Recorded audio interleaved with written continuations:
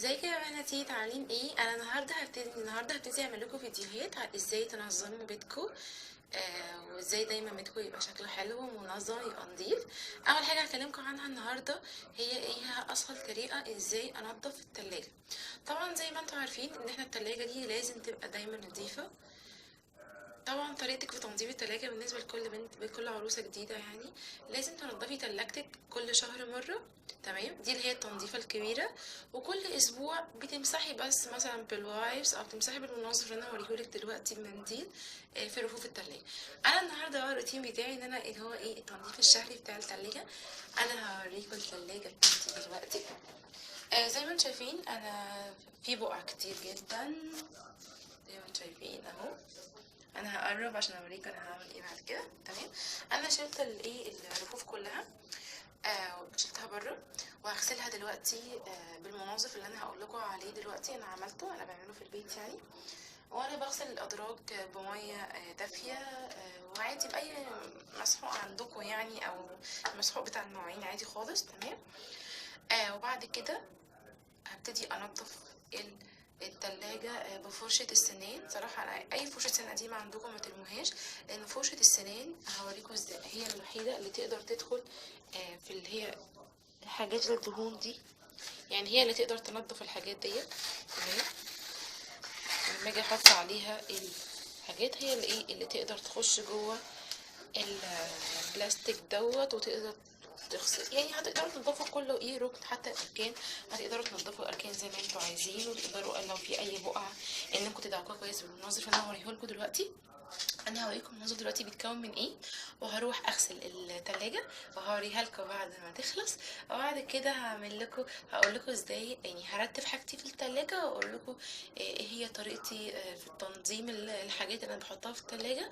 وان شاء الله الفيديو يعجبكم وتستفيدوا منه، لان بجد فعلا لازم يا جماعه التلاجة لازم دايما تبقى نظيفه. انا طبعا هنضف الاول التلاجة من تحت، وهنضف بعد كده الفريزر. انا طبعا شلت الفيشه، ما ينفعش تستخدمي اي ميه جوه التلاجة والفيشه محطوطه، فانا شلت الفيشه من 10 دقايق كده. تمام، بحيث ان انا اقدر انضف التلاجة براحتي. هروح يا بنات عشان اوريكم الغسول وارجع تاني. رجعت لكم تاني يا بنات. ده الغسول اللي انا بستخدمه. تمام، اللي هو المنظف دوت. انا كان عندي بخاخه قديمه ما رضيتش ارميها. تمام، جبت شويه خل وحطيته فيها، وجبت شويه كلور برضو وقمت حطاه هنا. وبعد كده حطيت ميه، يعني مثلا ربع اللي هي الازازه خل وربعها كلور. وبعد كده كملتها بميه دافيه، مش بارده ولا سخنه، بس دافيه يعني مش بارده خالص، بحيث ان هي لو في اي دهون برضو تساعد ان هي تشيل معايا الدهون. وحطيت ده المنظف اللي انا قلت ان انا جبته من كارفور اللي هو كان بالفراوله. فزي ما انتوا عارفين ان ريحه المنظف ده ممكن متبقاش حلوه يعني عشان الكلور والخل وكده، فانا جبت المنظف دوت وهحطه عليه. تمام، هحط تلات مقدار تلات معالق كده تقريبا، بحيث ان هو يدي المنظف دوت ريحه حلوه للتلاجة، وفي نفس الوقت تلاجتك تبقى ريحتها حلوه يعني. انت زي ما انت عارفين ان انا يعني الريحه عموما ريحه التلاجة بتفرق معايا جدا زي ريحه اي حاجه في البيت. يعني اهم حاجه لازم كل حاجه في بيتي تبقى ريحتها حلوه. تمام، وفي بقى حاجه كمان، لو انت عندك بقعه جامده قوي قوي قوي قوي يعني في التلاجة دي، يعني دي لو موجوده بس بتحطي لو عندك بيكربونات صوديوم برضو بتحطيها على البخاخ دوت، وهنرجه وهنبتدي اغسل بيه التلاجة معاكم. تمام، زي ما انتم شايفين يا بنات ده شكل باب التلاجة بعد ما نضفته. انا هقرب لكم اهو، كل البقع راحت خالص خالص. بعد ما تعملوا المنظف اللي انا قلت لكم عليه دوت بفرشه السنان، ما ينفعش تسيبوا الميه في التلاجة. هنبتدي لازم تمسحوا ورقه المطبخ عادي خالص، وهنبتدي نمسح كل الرف اللي احنا عملناه. هروح اعمل برضو بقيه التلاجة من جوه وهرجع اوريها لكم بعد ما اعملها. زي ما انتم شايفين يا بنات ده شكل التلاجة بعد ما نضفتها. زي ما انتم شايفين البقع اللي كانت موجودة كلها راحت، وهي دي الرفوف اهي. كان طبعا فيها بقع زي ما انتم شايفين، هي راحت خالص البقع اهي، مفيش اي حاجة خالص، كل البقع راحت. وبقيت زي ما انتم شايفين الرفوف بقت بتلمع ونتفت جدا. انا طبعا ما ينفعش تسيبوا اي مية مكان ما نضفته، فانا استخدمت بجيب فوطه زي دي كده، بخليها للتلاجة بس عشان دايما تبقى نظيفة، بحيث ان انا بعد ما اخلص تنظيف بنشف بيها كويس.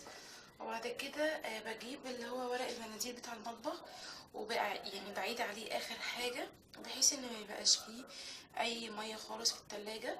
وانا طبعا زي ما انتوا عارفين ان انا فاصلة التلاجة، هسيبها نص ساعة واشغل الشفاط بحيث ان هي تنشف.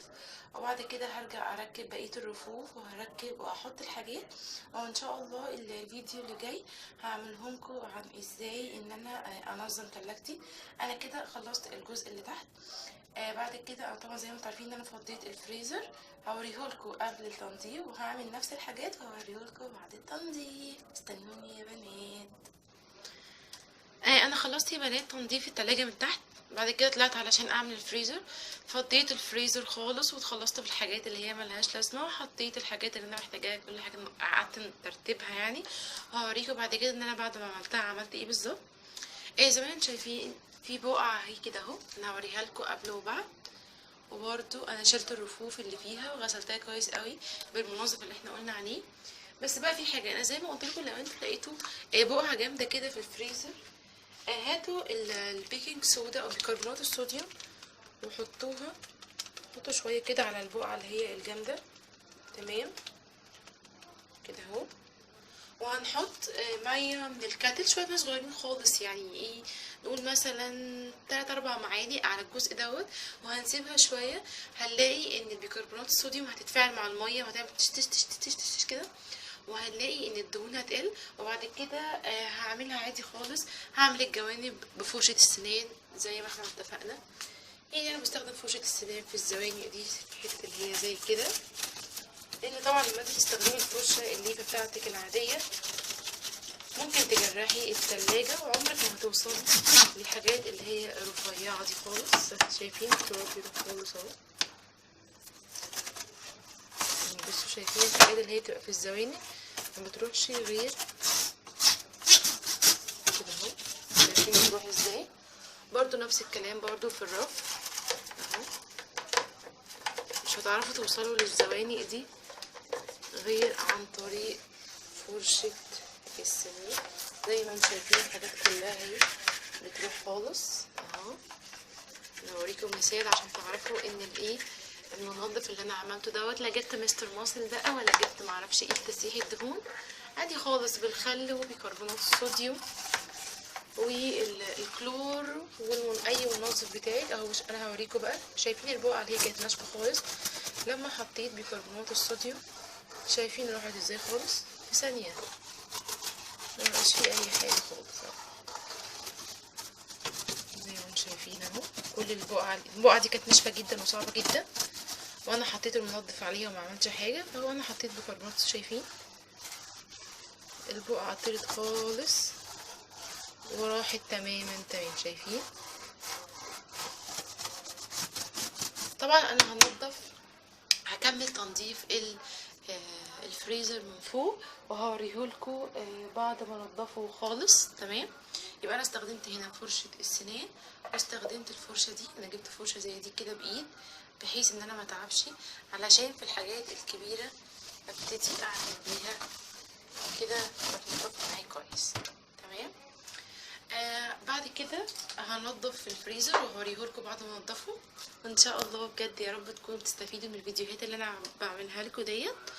ولو عجبكم الفيديو اعملوا لي لايك وسبسكرايب، وان شاء الله الفيديو اللي بعديه على طول انا يعني هنظف يعني ايه، هروق التلاجة، يعني هرمي الحاجات اللي هي ملهاش لازمه، والاكل الزياده عندي برضو مش هرميه طبعا في الزباله عشان حرام، هحطه في اطباق فويل وهغلفه، وبكره وانا نازله اي حد غلبان هديهوله، عشان يا جماعه بجد حرام. يعني وانت بتنضفي تلاجتك حاولي ان انت، اكيد في اكل منك بيتفضل لو عدى عليه 3-4 ايام انت ممكن تزهقي منه، ممكن ما تعمليش بيه حاجه، فبدل ما ترميه بالزباله لا، بدل انت محافظه عليه وهو اكل نضيف وحلو، تحطيه في طبق فويل وتغلفيه تاخديه معاكي في العربيه وانت نازله، اي حد غلبان تديهوله، تبقى كده خدتي ثواب وفي نفس الوقت ما رميتيش نعمه ربنا في الزباله. تمام.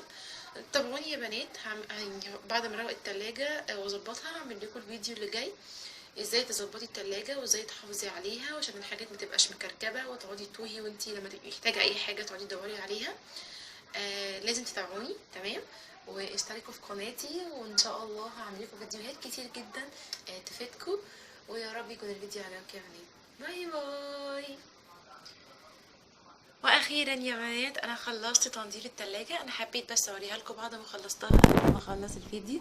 معلش رجعت تاني بعد ما قلت لكم باي باي.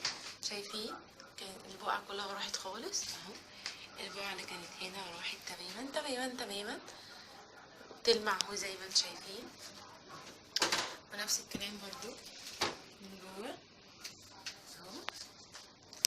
انا هفتح الباب كده وهسيب التلاجة بحيث ان الكاوتش اللي جوه دي والحاجات دي تنشف، هسيبها نص ساعة، وهفتح الشفاط بتاعي وهسيبها وهكمل تنظيف اي حاجة في المطبخ زي ما قلتلكوا، واشوف الايه الحاجات اللي في التلاجة اللي باظت واللي عايز تترمي والحاجات دي، وهرجع لكم الفيديو اللي جاي عن طريقة تنظيف التلاجة. باي باي يا بنات واشوفكم الفيديو اللي جاي.